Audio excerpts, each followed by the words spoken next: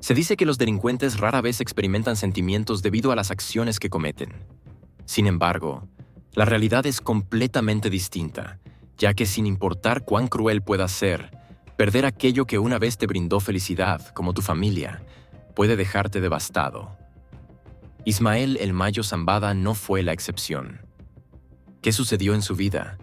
Quédate hasta el final del video para descubrirlo. Antes de comenzar, apóyanos con un me gusta y suscríbete a nuestro canal. Nuestras historias seguramente te atraparán. No olvides activar la campanita para que demos inicio. Ismael El Mayo Zambada nació el 1 de enero de 1948 en el pequeño poblado de El Álamo, en Sinaloa, México. Desde temprana edad, la vida en esta zona rural estaba marcada por la pobreza y la constante lucha por salir adelante. Creció en una familia humilde y trabajadora. Su padre, agricultor, se dedicaba al cultivo de maíz y frijoles, mientras que su madre atendía el hogar y cuidaba a sus 7 hijos. A pesar de las dificultades económicas, los Zambada mantenían un fuerte vínculo familiar, el cual se convirtió en un pilar fundamental en la vida de Ismael. Desde niño, Ismael demostró una gran determinación y ambición. Aunque las circunstancias eran adversas, su familia lo apoyó incondicionalmente. Sus valores, basados en la unidad y el esfuerzo, marcarían su destino, aunque también lo encaminarían hacia un rumbo peligroso y controvertido. Durante su adolescencia, la falta de oportunidades y las difíciles condiciones económicas lo llevaron a buscar alternativas para mejorar su situación. Los ingresos que su familia obtenía del campo no eran suficientes para cubrir sus necesidades básicas, lo que lo motivó a buscar una vida mejor.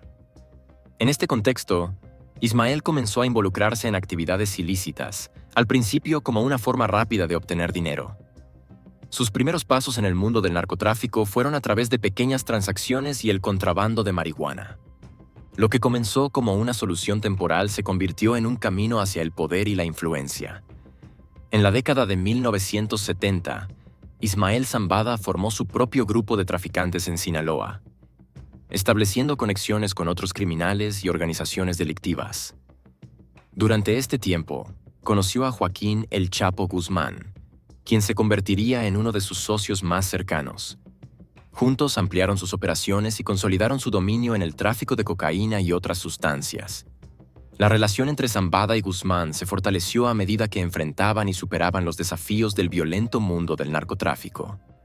A pesar de su creciente implicación en actividades ilegales, el vínculo de El Mayo con su familia siguió siendo una parte esencial de su vida. El Mayo Zambada mantenía una estrecha relación con su familia. Sus hijos, en particular, desempeñaron un papel crucial en su vida, ya que solían acompañarlo en reuniones y eventos familiares. A pesar de que su negocio clandestino exigía una constante discreción, los valores de la familia y la lealtad, inculcados por sus padres, siguieron siendo fundamentales para él. Sin embargo, a medida que su poder crecía, también lo hacían las tensiones y los conflictos a su alrededor. El Mayo Zambada comenzó a enfrentar numerosos desafíos, que incluían tanto la competencia interna dentro del narcotráfico como la presión de las autoridades. Su ascenso no solo lo convirtió en una de las figuras más influyentes del narcotráfico en Sinaloa, sino también en un objetivo tanto para otras organizaciones criminales como para las fuerzas del orden. A lo largo de su carrera, Ismael Zambada fue conocido por su habilidad para mantener un perfil bajo y evitar la atención pública. A diferencia de otros narcotraficantes que buscaban reconocimiento y notoriedad, él prefería operar desde las sombras, empleando su astucia y capacidad para manejar relaciones complejas en el mundo del crimen. Gracias a esta estrategia, logró construir un imperio que trascendió las fronteras de México y consolidó una red internacional de tráfico de drogas. A pesar de estar envuelto en el oscuro mundo del narcotráfico, su familia seguía siendo un pilar fundamental en su vida. Zambada procuró proteger a sus seres queridos, asegurándose de que estuvieran bien cuidados y alejados del peligro directo siempre que fuera posible. Esta combinación de dedicación familiar, inteligencia estratégica y discreción le permitió mantener su posición en el narcotráfico y conservar su imperio durante décadas. El conflicto con los Zetas comenzó a intensificarse a mediados de la década de 2000, cuando este grupo, originalmente una facción del Cártel del Golfo, se separó y desarrolló su propia organización criminal. Esta decisión generó una nueva ola de violencia y rivalidad en el narcotráfico. Los Zetas se caracterizaban por su brutalidad y su estructura paramilitar, lo que los convertía en un enemigo formidable para cualquier cártel que intentara hacerles frente. Su uso de tácticas de terror y su enfoque en la violencia extrema desencadenaron una guerra abierta con el cártel de Sinaloa, liderado por el Mayo Zambada. Esta confrontación no solo se libró en las calles y en los territorios disputados, sino que también afectó las áreas de influencia de ambos grupos, impactando comunidades enteras y alterando los intereses políticos y económicos de la región. A lo largo del conflicto, los Zetas llevaron a cabo ataques despiadados contra el cártel de Sinaloa, incluyendo emboscadas, asesinatos y secuestros de figuras clave dentro de la organización de Zambada. Además, atacaron a miembros de su familia, una táctica que buscaba desestabilizarlo emocionalmente y debilitar su estructura criminal. La brutalidad de los Zetas quedó en evidencia en eventos como la masacre de San Fernando en 2011, donde 72 personas, en su mayoría migrantes, fueron asesinadas tras ser secuestradas mientras intentaban cruzar el país. Aunque este ataque no estaba dirigido específicamente contra Zambada, envió un mensaje de terror que repercutió en todas las organizaciones criminales de la región. Acostumbrado a operar en la sombra y evitar el protagonismo, el Mayo Zambada se encontró en una situación difícil. A pesar de su posición dominante en el narcotráfico, los constantes ataques de los Zetas lo obligaron a tomar medidas drásticas para proteger tanto su imperio como a su familia. En varias ocasiones, tuvo que cambiar de ubicación y reforzar la seguridad de sus propiedades y seres queridos. Los Zetas no solo amenazaron con acabar con el Mayo, sino que también dejaron claro que atacarían a sus familiares, en un intento de ejercer presión psicológica sobre él y debilitar su liderazgo. Ante las constantes amenazas, el Mayo Zambada implementó diversas estrategias para proteger a su familia y su organización. Entre las medidas que adoptó se encontraban el refuerzo en seguridad, la reubicación de miembros clave de su familia y el uso de tácticas de contrainteligencia para prevenir y neutralizar posibles ataques. A pesar de estos esfuerzos, la amenaza constante y la necesidad de salvar a sus seres queridos añadieron un nivel adicional de complejidad a su liderazgo y sus operaciones. Una de las principales tácticas empleadas por los Zetas fue el uso del miedo como herramienta de guerra. En el contexto del narcotráfico, esto implicaba enviar mensajes claros a sus enemigos mediante actos de violencia extrema. Para Zambada, esto se tradujo en un ambiente de peligro e incertidumbre permanente, donde cada decisión debía ser calculada meticulosamente para evitar ser un blanco fácil. El Mayo tuvo que mantener a su familia en el anonimato y alejarlos de posibles represalias por parte de los Zetas, lo que a menudo significaba separarlos y ocultarlos en lugares seguros. El conflicto también impactó la estructura del cártel de Sinaloa, afectando sus recursos y logística. Las constantes disputas y la lucha por el control de territorios clave generaron un desgaste financiero y humano, poniendo a prueba la capacidad de adaptación del cártel en medio de una violencia incesante. La historia de su arresto comenzó con lo que pareció ser una simple misión de reconocimiento. Zambada, conocido por su astucia y su habilidad para evadir la captura, fue engañado por un alto mando de su propio cártel. Este individuo, con acceso a información privilegiada y lealtades cuestionables, convenció a El Mayo de que debía viajar a Estados Unidos para inspeccionar supuestas pistas clandestinas en México. El engaño fue una maniobra meticulosamente planeada con el propósito de atraer a Zambada a una trampa. Sin sospechar la verdadera intención detrás del viaje, El Mayo abordó una pequeña avioneta junto a un grupo reducido de colaboradores. La aeronave despegó con destino a un aeropuerto privado en El Paso, Texas. La elección de este punto no fue casual, había sido previamente asegurado para la operación de captura. En las semanas previas, agencias de seguridad estadounidenses llevaron a cabo una investigación exhaustiva y elaboraron un plan para interceptar a Zambada en el momento exacto de su llegada. La operación fue una colaboración entre el Departamento de Seguridad Nacional, DHS, y el Buró Federal de Investigaciones, FBI, quienes coordinaron estrategias de vigilancia y sigilo para garantizar que el narcotraficante cayera en la trampa sin sospecharlo. Cuando la avioneta aterrizó en El Paso, El operativo ya estaba en marcha. Las autoridades, con información precisa sobre la llegada de Zambada, esperaron pacientemente el momento indicado para ejecutar su captura. En un giro inesperado, comenzó a circular un rumor en redes sociales que apuntaba a Joaquín Guzmán López, conocido como uno de los Chapitos, hijo de Joaquín, el Chapo Guzmán, como la persona que delató la presencia de Zambada dentro de la aeronave. Este supuesto señalamiento resultó ser una pieza clave en la operación, ya que ayudó a las autoridades a identificar con certeza al objetivo. La detención de Zambada en el aeropuerto privado se llevó a cabo con rapidez y precisión, en un operativo dirigido por agentes del FBI y el DHS, quienes habían estado preparándose para este momento durante meses. Durante meses, las autoridades se movilizaron meticulosamente para interceptar a Zambada y su equipo. La operación se ejecutó con una precisión quirúrgica, asegurando que no hubiera margen de error. La intervención fue tan rápida que ni Zambada ni sus acompañantes tuvieron oportunidad de reaccionar o intentar escapar. La sorpresa y la confusión quedaron reflejadas en sus rostros mientras eran abordados y arrestados por las fuerzas de seguridad. La detención de Zambada representó un logro significativo en la lucha contra el narcotráfico, además de evidenciar el alcance de la cooperación entre las agencias federales de Estados Unidos y su capacidad para ejecutar operativos encubiertos de alta complejidad. Su arresto fue una respuesta directa a las acusaciones que pesaban sobre él desde febrero de 2024, cuando fue señalado por conspiración para la fabricación y distribución de fentanilo. Este opioide sintético, conocido por su letalidad, había desatado una crisis de salud pública en Estados Unidos, por lo que la captura de Zambada fue considerada un paso crucial en la lucha contra esta epidemia. La operación que llevó a su detención fue el resultado de meses de trabajo encubierto, que incluyó la recopilación de inteligencia, la coordinación entre diversas agencias y el uso de estrategias de engaño. La selección de un aeropuerto privado para la captura y la manipulación de información para atraer a Zambada a territorio estadounidense refleja la sofisticación y el nivel de planificación de este operativo.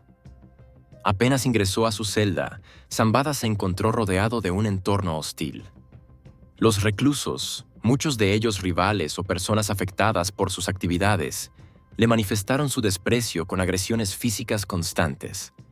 Durante las primeras semanas, sufrió golpes frecuentes, un aislamiento extremo y un trato deshumanizante diseñado para quebrantar su voluntad. El Mayo no solo enfrentó ataques físicos, sino que también fue sometido a humillaciones y torturas psicológicas con el propósito de debilitar su espíritu. Las noches en prisión se volvieron una pesadilla interminable. Acostumbrado a una vida de poder y respeto, ahora se veía reducido a una existencia donde cada día era una lucha por la supervivencia. En numerosas ocasiones, fue encerrado en un cuarto oscuro y aislado durante horas, privado de alimentos y agua. La brutalidad alcanzó tales niveles que tanto los guardias como otros prisioneros se tomaron la libertad de castigarlo sin motivo, simplemente por el placer de ver a un hombre temido reducido a una sombra de lo que alguna vez fue. Sin embargo, el golpe más devastador llegó 2 semanas después de su encarcelamiento. En una cruel ironía del destino, una noticia lo sumió en una desesperación aún más profunda. Su feroz rival, el grupo de los Zetas, aprovechó su vulnerabilidad para llevar a cabo una de sus acciones más despiadadas. Cumpliendo con una de sus amenazas más temidas, atacaron en el momento en que el Mayo se encontraba en su punto más débil. El mensaje llegó como un golpe de gracia. Su familia había sido brutalmente masacrada por los Zetas. Cada uno de sus seres queridos, quienes habían sido su orgullo y su mayor fortaleza, fue exterminado sin piedad. Los Zetas no solo querían vengarse de Zambada, sino también destruir el pilar de su existencia, arrebatándole lo que más valoraba con una frialdad incomparable. La noticia lo devastó por completo.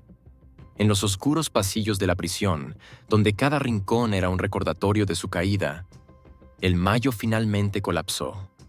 Su mundo, construido durante décadas con poder e influencia, se desmoronó en un solo instante, dejándolo en la absoluta ruina emocional y psicológica. Zambada, quien había sido un hombre de gran fortaleza y determinación, terminó sumido en una profunda depresión. La desesperación lo envolvió, y su mente, ya frágil por el constante maltrato, comenzó a tambalearse. La realidad de haber perdido a su familia, su última conexión con el mundo exterior y el último vestigio de su poder y orgullo, lo llevó a un estado de locura. Su rostro reflejaba la imagen de un hombre que lo había perdido todo, atrapado en un vacío absoluto. La noticia de la masacre no solo lo destruyó psicológicamente, sino que también tuvo un impacto devastador en su físico. Ya debilitado por las duras condiciones de la cárcel, se hundió aún más en una espiral de autodesprecio y desesperación. Su cuerpo, antes imponente, ahora era solo una sombra de lo que alguna vez fue. Sus días transcurrían entre momentos de desolación y episodios de locura, mientras intentaba lidiar con el dolor de su pérdida. La prisión, que ya era un lugar de tormento físico y emocional, se convirtió en un verdadero infierno para Zambada tras recibir la noticia de la masacre de su familia. Cada día se hacía interminable, con él sumido en un estado de confusión y desesperanza. Las noches eran aún peores. Los recuerdos de su familia y el horror de su pérdida lo atormentaban sin cesar, dejándolo atrapado en un ciclo de sufrimiento sin fin. En la década previa a su captura, el Mayo sufrió la pérdida de varios miembros clave de su círculo íntimo. Las autoridades arrestaron a su hermano, 2 de sus hijos y un sobrino. Ismael Zambada Imperial, alias El Mayito Gordo. Vicente Zambada Niebla, alias El Vicentillo. Jesús el Rey Zambada, su hermano. Fueron capturados y extraditados a Estados Unidos entre 2010 y 2019. Otro de sus hijos, Serafín Zambada Ortiz, fue detenido en Arizona en 2013 y liberado en 2018. Varios de ellos lograron acuerdos con la justicia estadounidense, lo que les permitió obtener sentencias reducidas y liberaciones anticipadas. De hecho, el Rey y el Vicentillo fungieron como testigos clave en el juicio de El Chapo en Nueva York en 2019. En febrero de 2017, el Mayo sobrevivió a un atentado presuntamente perpetrado por Dámaso Licenciado López Núñez, un exaliado convertido en rival dentro del cártel de Sinaloa. La emboscada también tenía como objetivo a 2 de los hijos de El Chapo, lo que reflejaba la creciente lucha interna por el poder tras la captura y extradición del capo a Estados Unidos. Sin embargo, el licenciado fue arrestado en mayo de 2017 en la Ciudad de México. Su hijo, Dámaso López Serrano, alias El Mini-Lic, fue entregado a las autoridades estadounidenses en julio del mismo año. Estas detenciones dejaron a El Mayo en la cima del cártel de Sinaloa, compartiendo el liderazgo con los hijos de El Chapo conocidos como los Chapitos. Aunque ambas facciones solían colaborar, también protagonizaron enfrentamientos violentos por el control del narcotráfico. La tarde del 25 de julio de 2024, El Mayo Zambada abordó un avión privado rumbo a la ciudad fronteriza de El Paso, Texas. Viajaba supuestamente acompañado por Joaquín Guzmán López, hijo de El Chapo. Sin embargo, al aterrizar, ambos fueron detenidos por las autoridades estadounidenses. La relación entre El Mayo Zambada y los Chapitos siempre estuvo marcada por una mezcla de cooperación y tensión. Desde 2014, las rivalidades dentro del cártel de Sinaloa se intensificaron, en parte debido al conflicto originado tras la muerte de Edgar Guzmán, hijo de El Chapo, en 2008, un ataque presuntamente ordenado por el Vicentillo. Esta enemistad nunca se resolvió del todo y se agravó con el tiempo. En momentos críticos, como el Culiacanazo en 2019 y la captura de Ovidio Guzmán, El Mayo no brindó el respaldo armado que los Chapitos esperaban. Esto generó resentimiento entre ambas facciones y dejó abierta la posibilidad de una traición. La captura de Zambada marcó el inicio del fin de una era. Su reinado, construido durante décadas con estrategia, violencia y alianzas, terminó con él sumido en una prisión extranjera, traicionado y destrozado por la pérdida de su familia y su legado.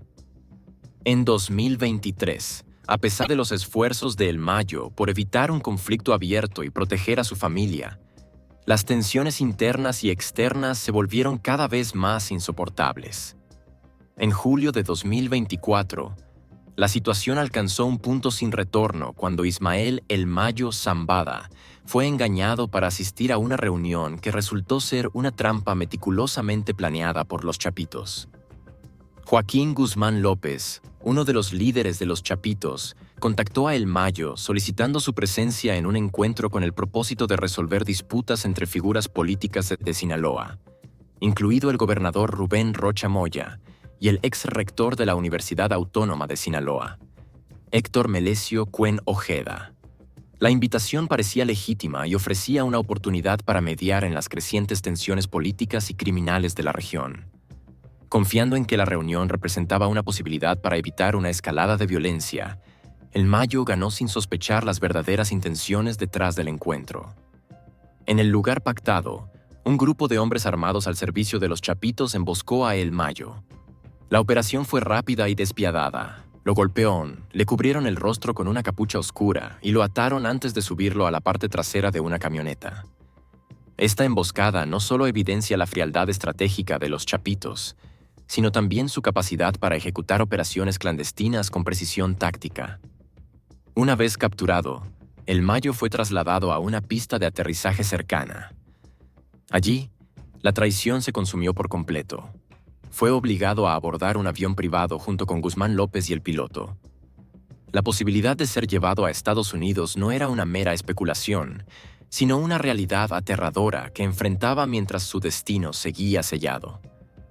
A su llegada a El Paso, Texas, El Mayo Zambada fue esposado y puesto bajo una estricta custodia en un vuelo que simbolizaba el fin de su dominio sobre el cártel de Sinaloa y el comienzo de una nueva era de incertidumbre y conflicto.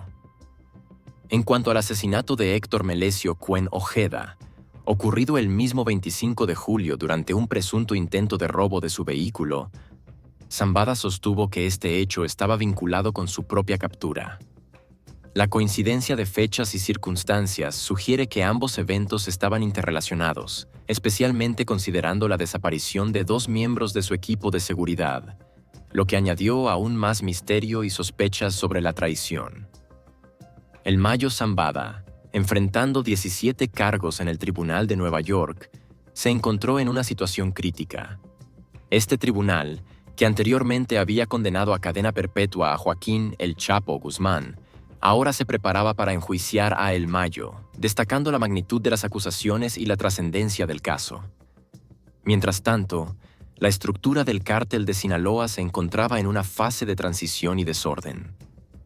Los posibles sucesores de El Mayo, como Ismael Zambada Siqueiros, conocido como El Mayito Flaco, y sus hijos gemelos Emiliano y Porfirio, aún menores de edad y apodados los Revolucionarios, estaban en el centro de la disputa por el liderazgo del cártel. El resto de los hijos del Mayo, en su mayoría radicados en Estados Unidos, también se encontraron en un limbo legal y político, sin un camino claro en el futuro de la organización criminal. La traición de los Chapitos y la captura de Ismael El Mayo Zambada marcaron un episodio crucial en la historia del narcotráfico. Este suceso no solo desestabilizó al cártel de Sinaloa, sino que también puso en evidencia las complejas dinámicas de poder, lealtad y traición que rigen el mundo del crimen organizado. La caída de Zambada subraya cómo las alianzas pueden desmoronarse en un instante y cómo los enemigos pueden surgir de los lugares más inesperados, dejando un legado de conflictos y desafíos para quienes buscan mantener el control. Desde su captura en julio de 2024, la prisión se convirtió en un verdadero campo de batalla para Zambada, donde cada día representaba una lucha por la supervivencia.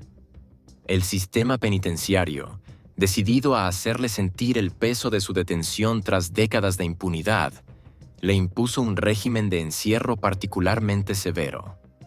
Las celdas eran reducidas, apenas lo suficientemente grandes para moverse, con paredes impregnadas de humedad y un ambiente cargado del hedor de la desesperación y el miedo.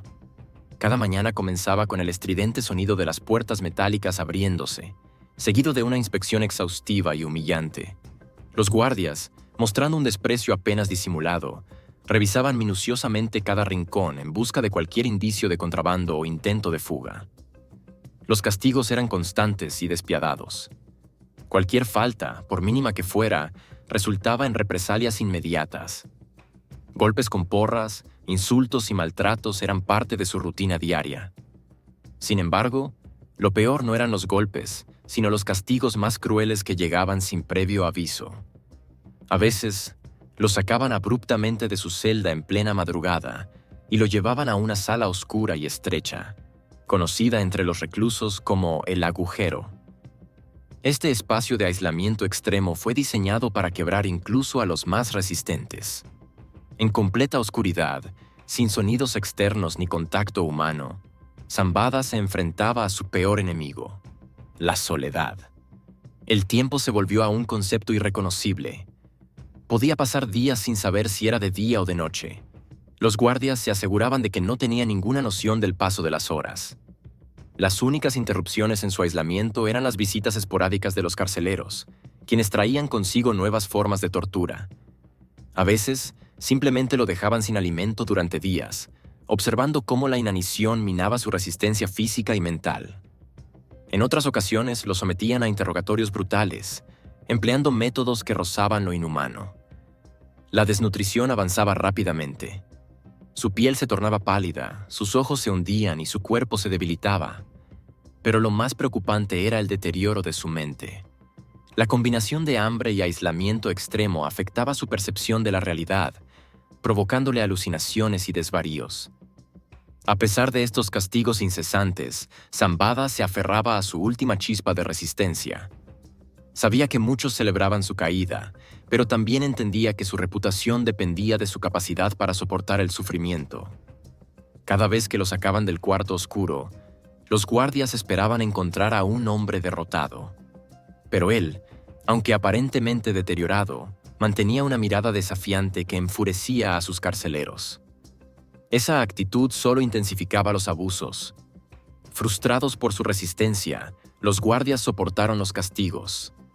Lo privaban de agua durante días, lo sometían a temperaturas extremas, encerrándolo en celdas gélidas o calurosas hasta el punto de la deshidratación. Sin embargo, Zambada, curtido por años en el mundo del narcotráfico, encontró maneras de resistir el tormento.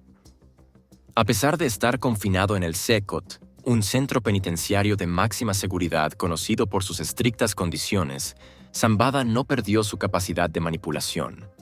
Frustrado y exhausto por los constantes abusos, decidió enviar un mensaje directo al presidente de El Salvador, Nayib Bukele. En su comunicación, el Mayo dejó claro que no toleraría más maltratos, con una advertencia velada, expresada que si su situación no mejoraba, el presidente se arrepentiría de haber ordenado su encierro en esas condiciones. El mensaje, transmitido a través de canales discretos que burlaron las medidas de seguridad del penal, llegó a manos del mandatario. La misiva reflejaba tanto la desesperación de Zambada como su astucia para generar temor. En ella, no solo insinuaba represalias personales contra Bukele, sino que también advertía sobre posibles consecuencias para su gobierno si las condiciones de su encierro no cambiaban. Sin embargo, Bukele, conocido por su postura implacable contra el crimen organizado, no se dejó amedrentar. Entendía que cualquier muestra de debilidad podía interpretarse como una señal de vulnerabilidad, algo que no estaba dispuesto a permitir. En lugar de ceder, el presidente decidió enfrentar la situación de manera directa. En un movimiento sorpresivo, realizó una visita al Secot con la intención de confrontar personalmente a Zambada.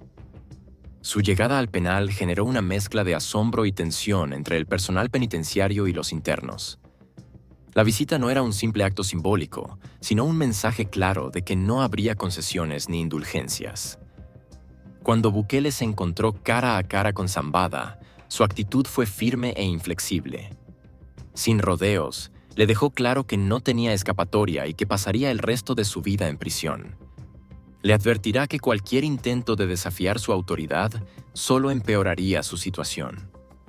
La respuesta del presidente tuvo consecuencias inmediatas. Ordenó soportar aún más las condiciones de reclusión de Zambada.